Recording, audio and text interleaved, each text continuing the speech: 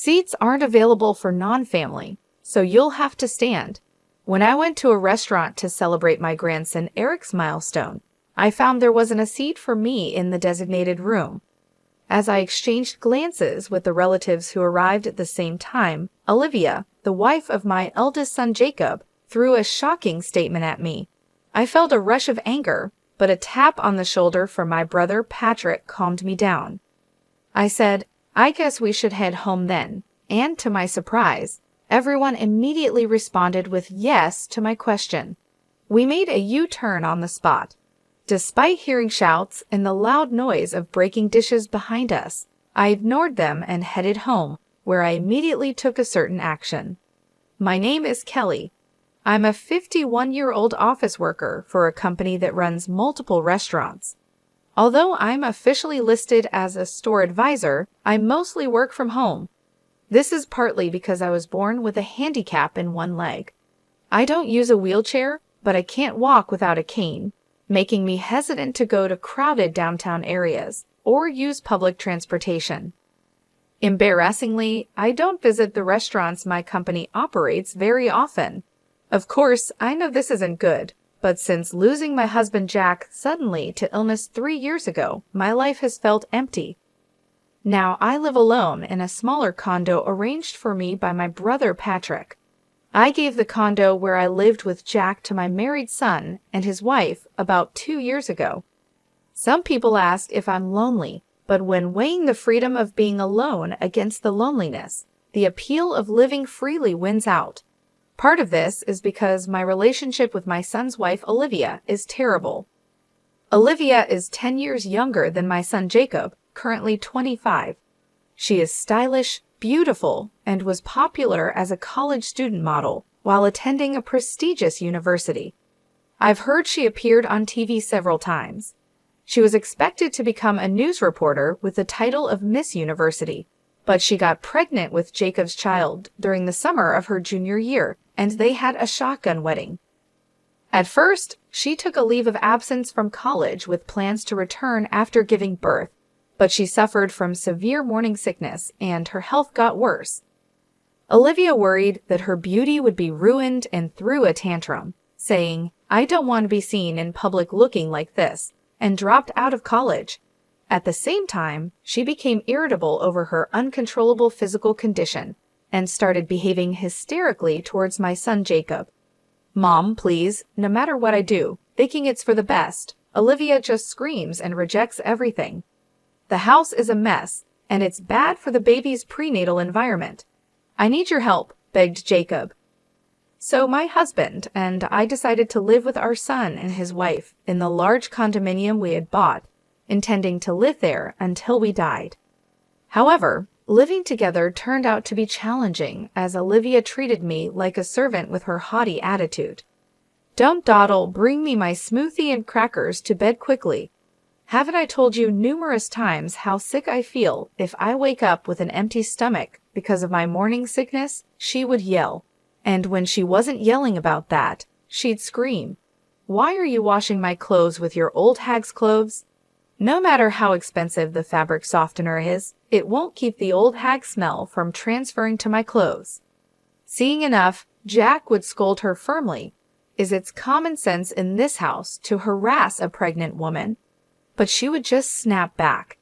Even when Jack suggested that Jacob talk to her, Jacob would say, "It's impossible." Nothing makes sense to Olivia right now. "I wish you could just deal with it, Mom," laughing it off. As infuriating as it was, the fact that Olivia was pregnant made it so we had no choice but to endure her behavior. Had Jack been his usual self, perhaps he could have taken a firmer stand against Olivia and Jacob. But looking back, Jack's body was probably already being slowly ravaged by disease at that time.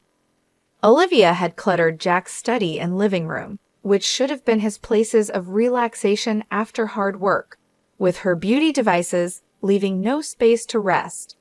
Even trying to soak in the large bathtub we had ordered to relieve his fatigue was impossible. "Taking a bath with that old bugger gives me the chills. Just use the shower stall instead," she would say. I faced such verbal abuse Yet Jack would say, arguing with those two just tires me out more, deciding it was best to endure it himself.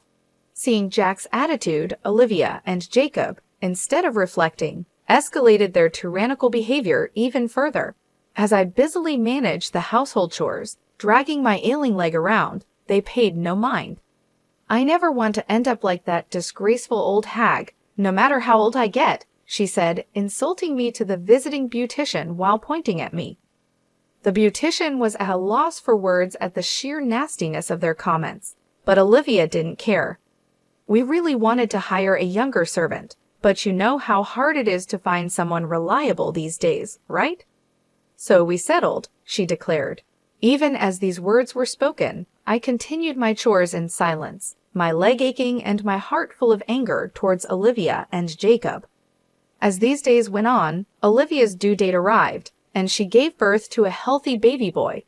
Holding his first grandson, named Eric, Jack teared up a bit when the tiny hand tightly grasped his finger. Seeing this, I nearly cried myself. The innocent smile of the baby made me want to wash away all resentments and negative feelings. But that thought was short-lived when suddenly I received news that Jack had collapsed at work. Panicked, I rushed to the hospital while trying to contact Jacob on his mobile phone, but it remained unread with no return call. Reluctantly, I asked the company to contact him on his work-issued mobile phone, but that too was in vain with no response. Hoping at least to let Jack see his grandson Eric, I contacted Olivia's mobile phone. I asked her to bring Eric to the hospital. "I'm in the middle of a hair treatment at the salon, so it's impossible," she laughed and refused. "Then I'll come to the salon to pick up Eric myself." Do you really think I'd entrust a baby to an old hag who can barely walk with a cane? With that, she hung up the phone. Still, I didn't give up and kept calling Olivia and Jacob's mobile phones. But in the midst of this, the operating room light went off. Then the doctor came out and informed me that Jack had just passed away. My memories of the time that followed are a complete blank. All I can recall is a hazy scene, as if viewed through frosted glass. After the funeral, which took place amid this haze, I came down with the flu. "Olivia, the baby might catch it, which would be terrible," she exclaimed dramatically and told me to leave the house immediately. Already emotionally damaged by Jack's sudden death and physically weakened by fever and cough, I had no energy left to argue with hysterical Olivia. Barely managing to get dressed, I left the room but collapsed in the elevator hall entrance. Thankfully, the concierge called an ambulance, and I was rushed to the hospital. According to the doctors, I was on the verge of pneumonia. Later, my brother, his wife, and my nephew heard about my condition and took care of everything. "There's no need to visit the hospital. She's been admitted, she's safe, and it would be terrible if the baby caught something," Jacob and Olivia said, not even bothering to visit. Outraged by their attitude, my nephew and his wife suggested I stay with them for a while instead of returning to the condo, where I'd just be exploited by Olivia again. Returning to the condo would mean resuming a servant-like existence before even regaining my strength. However, staying at my brother Patrick's house, where my sister-in-law's parents lived, was not an option due to infection prevention concerns. My nephew's offer was a welcome one. Deciding to accept their kind offer, I planned to first return to the condo to retrieve Jack's photos and personal items left behind. My nephew's wife, Helen, who was worried about the situation, decided to come with me. When we visited the condominium for the first time in about a month, we found it in a terrible state. What is this mess?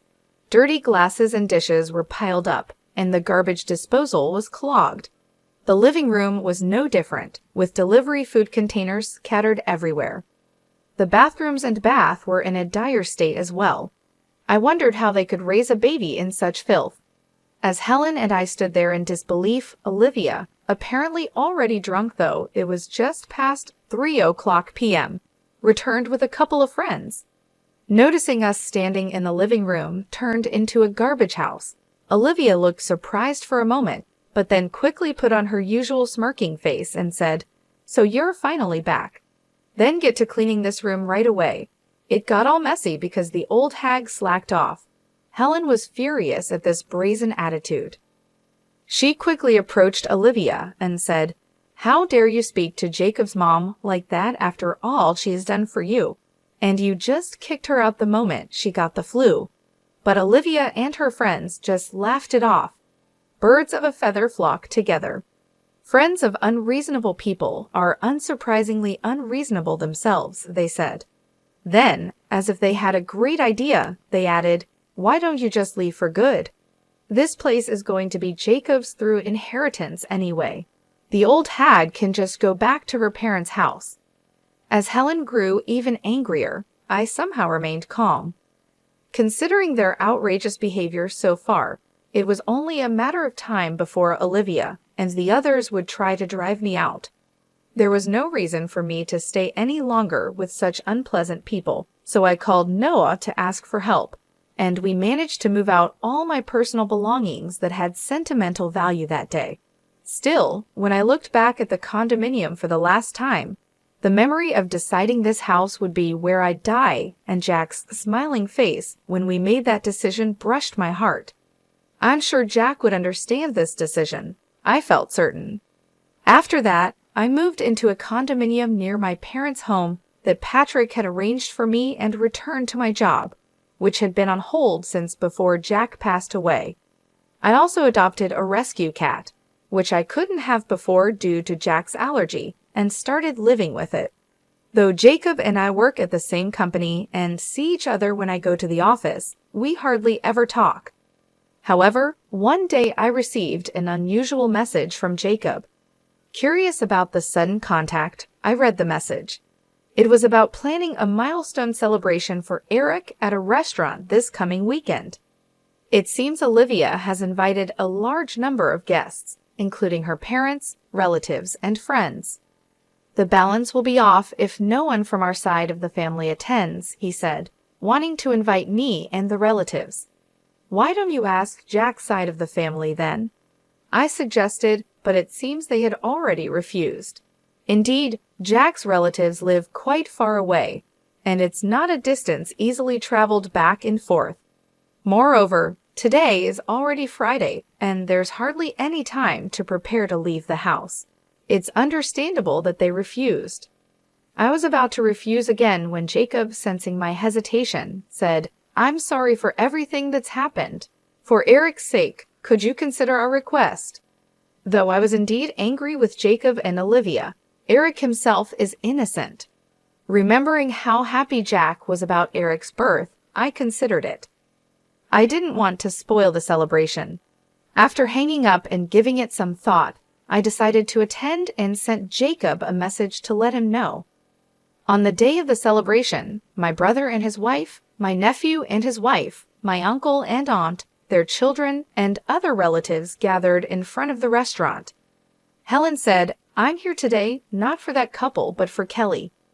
While calming her down, we were led to the room, the largest in the restaurant, with low tables and chairs.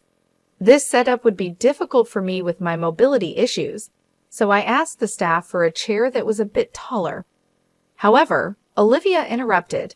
"There's no extra seat, so just stand," she said loudly with her arms crossed. Seeing Olivia's smirking face, I felt more dumbfounded than angry, wondering how she could be so mean even now. Then, impulsively, I called out to my relatives, "Shall we go back home then?" Without hesitation, they all responded, yes. The guests on Olivia's side became unsettled by this. Olivia's parents came forward, apologizing to me and my brother and his wife, while hurriedly scolding Olivia. But Olivia, scolded in front of her relatives and acquaintances, became angry and started throwing anything she could get her hands on, like vases, framed pictures, and dishes. Screams, shouts, and the sound of things breaking filled the room, but we left without paying any further attention. Once the relatives and I had left the restaurant, Patrick and I decided to hold a strategy meeting in preparation for what was to come. The company where I, the late Jack, and Jacob worked was originally built by my grandfather. It's a family-owned business where our relatives own more than half of all shares, with my real brother Patrick currently serving as the CEO. Jack was Patrick's close friend since college and joined the company at Patrick's request after graduating. He married a woman who was a clerk there and had a son, Jacob. But after a long illness, his wife passed away when Jacob was in the 8th grade. Patrick, seeing Jack juggling work and home life alone, suggested I marry him, probably concerned about my future due to my disability and lack of social connections. Initially hesitant, I was swayed by Jack's words. "I'm a single father with a child, but I intend to take good care of you. Would you become part of our family?" Jacob, who became my stepson, neither showed hostility nor warmth towards me, his new stepmother. Believing it was unreasonable to expect more from Jacob so soon after losing his mom, I resolved to do my best as a stepmother when Jacob was about to graduate from college. "I want to work at the same company as Dad and Mom," Jacob said, which moved me to tears. However, this peaceful period ended when Jacob had a shotgun wedding with Olivia. After living with Olivia for a while, I couldn't ignore her domineering behavior and decided to have Jacob firmly speak to his wife. I waited for Jacob in the company's underground parking lot, but instead of seeing him alone, I saw Jacob with his arm around a married colleague, unaware I was standing just a pillar away. They were getting intimately close. The shock was enough, but then Jacob told the woman, "What if someone sees us here? We'd both get fired." She confidently replied, "I won't make such a mistake, and even if my affair gets exposed, the company can't fire me. After all, I'm the president's step-nephew." Unaware of my shocked state, Jacob continued, "My real mom was just a country girl, but my stepmother, even if just in name, is the company's executive vice president and the granddaughter of the founder. So she owns a significant share of the stocks and assets. When she passes, all of that will be mine." Then he drove off with the woman. Overwhelmed by what I had just heard, I returned home, unable to tell Jack. Replaying Jacob's words in my head, I gradually understood why Olivia always spoke so disdainfully of me and why Jacob never reprimanded her. It was as if peeling back layers to reveal the truth. Olivia likely received a similar explanation from the beginning of their marriage. I'm just a stepmother after all, and they believe I'm merely a tool they can treat however they please until they inherit the estate. Both Jacob and the grandchild yet to be born feel they are entitled to everything. But there's a truth neither Olivia nor Jacob understands. In reality, Jacob and I haven't gone through an adoption process. Legally, Jacob is nothing more than Jack's stepchild with no right to inherit my estate. Needless to say, for Patrick, being the CEO, Jacob is nothing more than a step-nephew, if even that. Recovering from the shock, I immediately consulted with Patrick, Noah, and Helen. Following their advice, I took steps at the City Hall to ensure no unauthorized adoption could take place. Additionally, in case of any eventuality, I arranged to entrust the management of my personal assets to a lawyer, a process that was nearly completed when Jack passed away. Jack's own estate, having been mostly spent on his first wife's illness, consisted of little more than savings and life insurance. I quickly renounced my inheritance. The reason the condominium wasn't discussed during the inheritance talks is because it was never part of the estate to begin with. It's frightening how greed can blind people. Jacob and Olivia, thinking the condominium was Jack's, probably rushed to kick me out after I renounced the inheritance. I backed down quietly, not just because I wasn't in the best of health, but also because I pitied young Eric and didn't want to disrupt his living situation drastically. But this time, I've reached my limit. I originally intended to file for an eviction due to illegal occupancy of the condominium during the milestone celebration, so I promptly began the process with my lawyer. Olivia's parents dragged her to the company to apologize. We were told by Olivia that we shouldn't visit because she needed to get along with the family of the person she married. that the birth and everything would be managed by Jacob's family, since an heir is being born, and we took her word for it. We had no idea things had come to this. We're truly sorry." No sooner had they been let into the living room than they apologized over and over, but it was too late for regrets. Hearing the commotion, Jacob also came running. "I had no idea my wife could be this unreasonable. I truly am sorry for what I've done to Mom," he said. But when Olivia started crying, he said to her, "We're getting a divorce. Take the kid and get out of that condominium." The look he gave me, almost growling, truly sent shivers down my spine. Seeing my reaction, Patrick looked at Jacob with a cold gaze and said, "You know that store is part of our company's chain, right? Considering the fuss you've made, you'll both be paying for the damages. As for you, stay home until you receive an official summons from the company." He then firmly kicked everyone out of the reception room. Afterward, Patrick began preparations to fire Jacob, consulting the company's legal advisor right after the milestone celebration incident. He was furious, saying, "Not only is Olivia's disgraceful behavior appalling, but Jacob's negligence in letting her run wild is just as bad. They even destroyed store fixtures and decor. Firing him is only natural, right?" Though he was initially adamant about firing him immediately, the other executives calmed him down, explaining that a disciplinary dismissal made in anger could disadvantage us in a lawsuit. So we turned to a law firm known for its capable lawyers. True to their reputation, they did an excellent job providing indisputable evidence that was more than sufficient to fire Jacob. 2 weeks later, Jacob, temporarily relieved from house arrest, was summoned to the head office meeting room, seemingly prepared for his dismissal. Perhaps he had gathered some inside information. Despite arriving with a lawyer, the sheer number of attendees overwhelmed him. As Patrick, sitting at the center of the board, began, "It goes without saying why we've called you here today. Your dismissal has been decided." Jacob braced himself, clenching his fists. "Mr. Jacob Miller, you are hereby dismissed." Patrick, acting as president, began reading the notice of dismissal to Jacob. His lawyer immediately objected. "My client admits to the troubles with his stepmother Kelly, but insists that connecting this to his dismissal is wrongful termination." A voice rose. Glancing at Jacob beside him, he seemed quite pleased, nodding in agreement.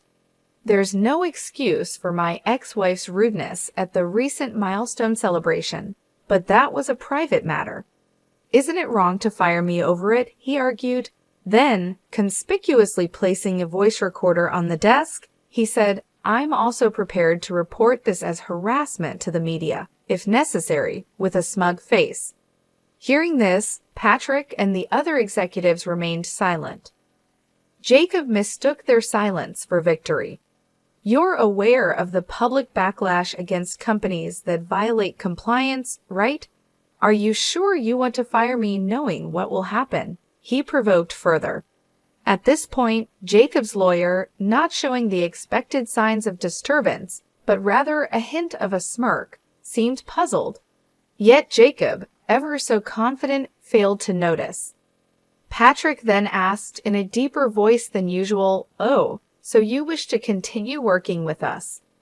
That's a hard pass. However, if you wish for me to leave the company amicably, a certain amount of money as a settlement would be necessary," Jacob said, leaning forward on the desk with a smirk as if to challenge the surrounding executives. But in the next moment, laughter erupted spontaneously from everyone present. Some were even laughing so hard that tears formed at the corners of their eyes.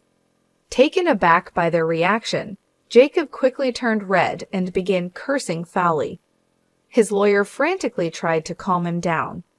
The dismissal notice naturally includes the reasons for dismissal. I'll explain them now, and if you have any objections, we can discuss them afterward, Patrick declared, his presence overpowering Jacob and his lawyer into silence. Both sat down. Then a group in dark suits stepped forward, bowed slightly, and turned on the electronic blackboard in the center of the meeting room. Immediately, the screen displayed screenshots of pages where wine exclusively imported for group participating restaurants was being sold on an online marketplace. Next, the screen showed an enlarged photo of the wine seller's icon. The moment it was displayed, Jacob stood up quickly. "This isn't me," he exclaimed in desperation, turning pale, and for good reason. The photo used for the icon was a cropped selfie of Jacob.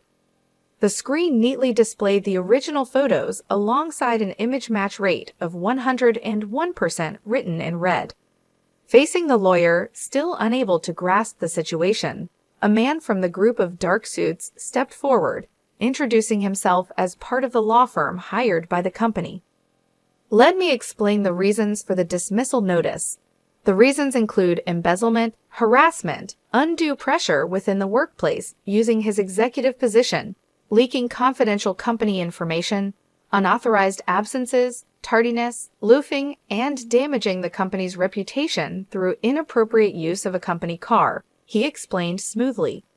He further added that the company's legal and accounting departments had been secretly investigating rumors of the wine, supposed to be sold exclusively in stores, being traded online. In the process, they identified the source account and, collaborating with the police and other relevant parties, discovered that the account was linked to Jacob's online banking account. Additionally, the inventory management department uncovered the existence of double books. Upon questioning, several employees confessed that they had been coerced into participating in the illegal activities by Jacob, who implied they would be fired if they did not comply. As this explanation unfolded, Jacob was sweating profusely, but his complexion turned even paler at the next images displayed. It was a video, seemingly taken secretly with a mobile phone, capturing Jacob as he subjected female interns and temporary staff to sexual harassment and unbearable words. Jacob's lawyer, standing by, couldn't take his eyes off the repeating video, mouth agape. Next shown were images of customer information meant for our company being sold to a rival company, and a USB drive containing original recipes alongside an envelope bearing the name of the rival company's legal counsel. Seeing this, Jacob's face turned from pale to ashen, and his hands trembled on the desk. Our lawyer continued without hesitation, explaining why the USB was transferred from the rival company. Actually, suspicions about the source of this confidential information had arisen even before it was utilized. Upon rechecking the acquisition method, it was found that an employee of the rival company had obtained it from Mr. Jacob Miller in exchange for a significant amount of cash, he explained. The rival company quickly dealt with the involved employee and returned the data to us, along with documents clarifying the factual situation. Jacob's lawyer, taken aback by the continuous revelation of Jacob's misdeeds, listened in stunned silence. However, our lawyer concluded with, "While it might seem superfluous to mention now, all these illegal activities have already led to the filing of criminal complaints. Perhaps instead of discussing settlement money, you should be preparing for a criminal defense," he said with a chilling laugh. Jacob's lawyer turned red-faced. "I've heard nothing of this from my client. I cannot represent him under these circumstances. I resign," he exclaimed, glaring at Jacob before storming out of the room. Left alone, Jacob's initial bravado disappeared, and he slumped in his chair. Before he knew it, the women he had harassed in the video lined up in front of him. "We will be filing for damages as well," they firmly declared. Adding insult to injury, our lawyer continued, "Moreover, it has been confirmed through social media posts that you've been unfaithful with multiple women using company resources, even during work hours, and engaged in inappropriate actions in public. The company will, of course, include these actions in its claims for damages. So please be prepared for that," he stated, speaking pleasantly but with no smile in his eyes. Jacob finally collapsed from his chair, sitting on the floor in defeat.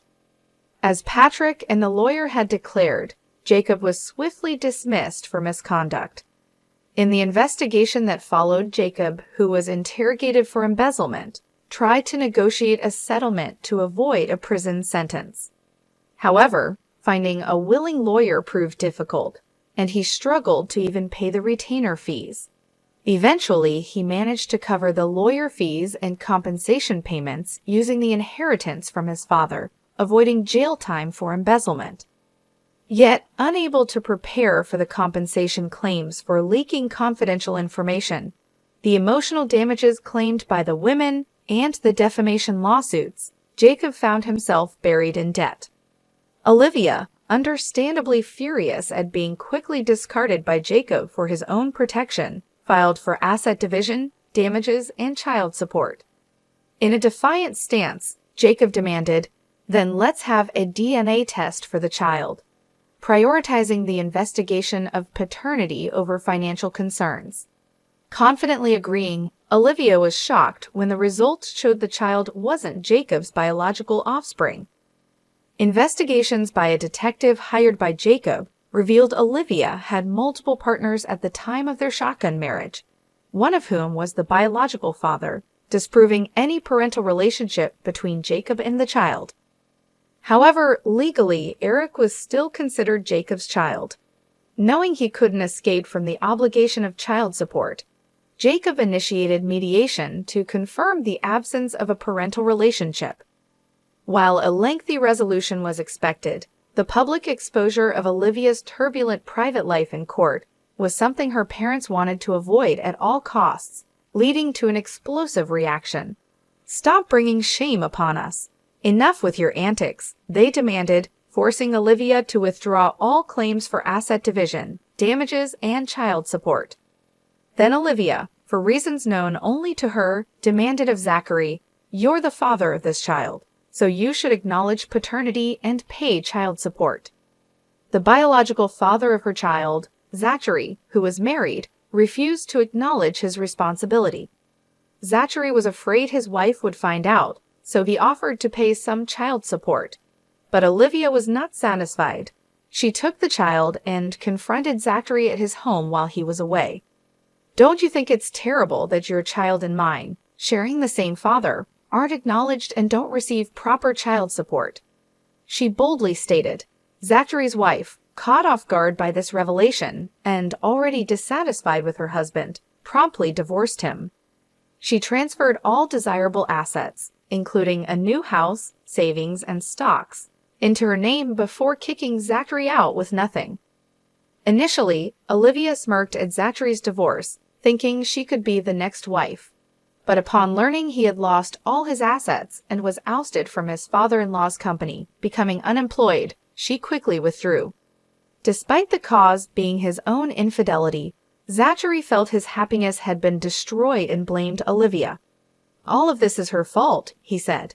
Ever since then, he has been relentlessly pursuing Olivia wherever she hides. Terrified by his obsession, Olivia's parents, to avoid collateral damage, took in only their grandson Eric and disowned Olivia, kicking her out of their home.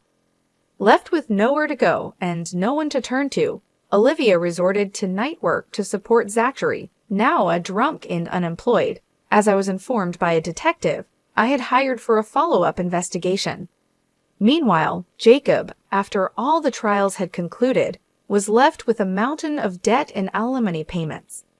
A claim for me for the restoration costs of the condominium seemed to be the final blow. Trying to make a comeback proved futile as he couldn't find stable employment and resorted to juggling short-term jobs, inevitably falling behind on repayments.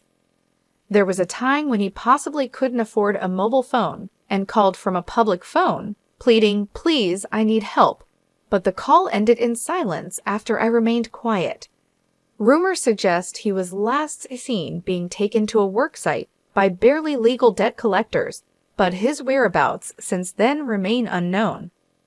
As for myself, taking this experience into account, I've become more actively involved in work.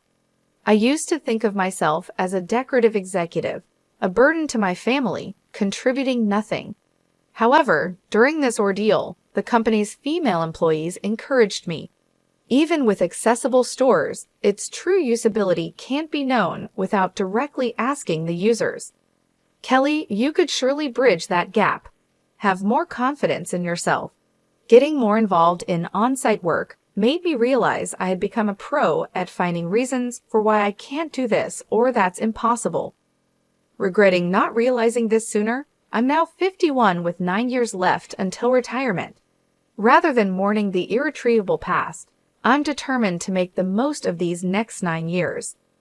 My current goal is to earn an extension of my retirement from Patrick and our relatives, and to report this achievement to Jack, who has passed away.